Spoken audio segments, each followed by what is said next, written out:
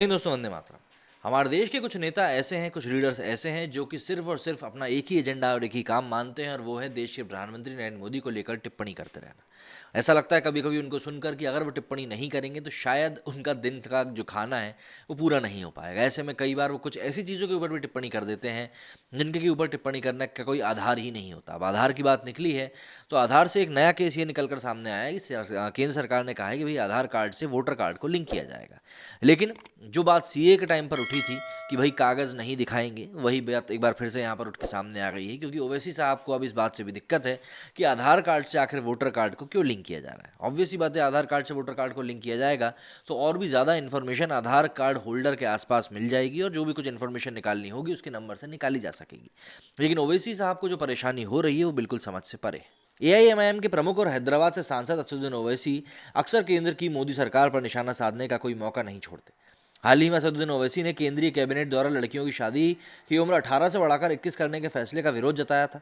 ओवैसी ने तर्क दिया था कि जब 18 साल की लड़की वोट देकर मुख्यमंत्री या प्रधानमंत्री चुन सकती है तो विवाह क्यों नहीं कर सकती। इसी बीच एक बार फिर ओवैसी ने लोगों के आधार कार्ड और वोटर आईडी कार्ड को जोड़ने वाले बिल पर आपत्ति जताई है। ओवैसी ने लोकसभा में नोटिस देकर इलेक्शन लॉ बिल 2021 पर कड़ा ऐतराज जताया है। ओवैसी ने एक बार फिर सोशल मीडिया के जरिए अपना विरोध भी दिखाया।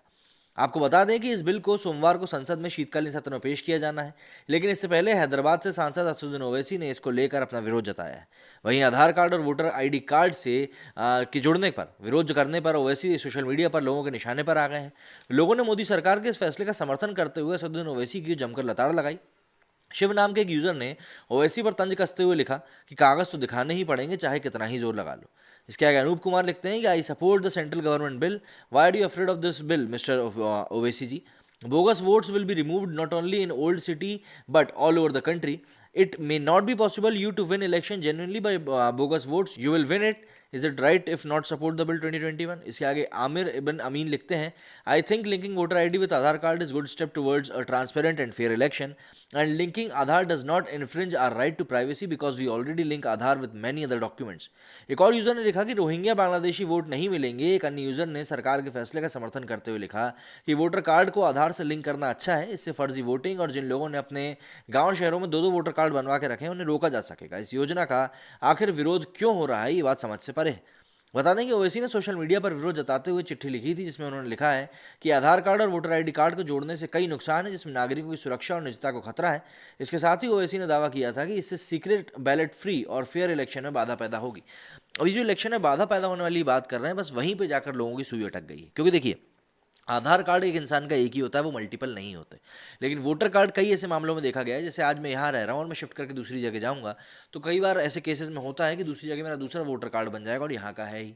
तो ऐसे में होता क्या है कि इंसान दो जगह पर वोट डाल सकता है, और ये कई जगहों पर ऐसी जो धांधली होती है वो ऐसे ही होती है, मतलब जो ये थोड़े बहुत लूप होल्स होते हैं इनका इस्तेमाल करते हुए हो जाती है। और अगर आपका वोटर कार्ड आपके आधार कार्ड से लिंक कर दिया जाएगा तो ऑब्वियस सी बात है आप दो जगह पर वोट डाल नहीं पाएंगे और ट्रांसपेरेंसी बढ़ेगी। और जो बोगस वोटिंग होती है, जिसको भी कहा जाता है कि फर्जी वोटिंग भी कहते हैं, उस फर्जी वोटिंग को भी रोकने में काफ़ी ज़्यादा मदद मिलेगी। लेकिन बात वही होती है कि जब भी कोई केंद्र सरकार विकास की बात करती है, अच्छी बात करती है, पॉजिटिव बात करती है, तो कहीं ना कहीं इन राजनेताओं को इतनी परेशानी होने लगती है कि ये देश की जनता की भलाई का काम भी नहीं होने देते, और बातों को कुछ इस तरीके से प्रेजेंट करते हैं कि जनता को और इनके सपोर्टर्स को लगता है कि बस ये जो बोल रहे हैं वही सही है, बाकी सभी बातें गलत है।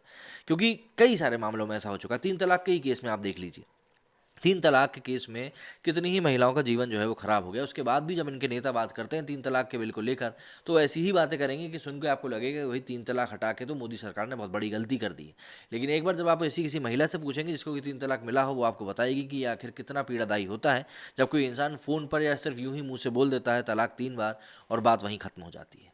आपका क्या कहना है इस बिल के बारे में, मुझे कमेंट करके ज़रूर बताइएगा। मेरे इस वीडियो में फिलहाल इतना ही। जय हिंद, जय भारत।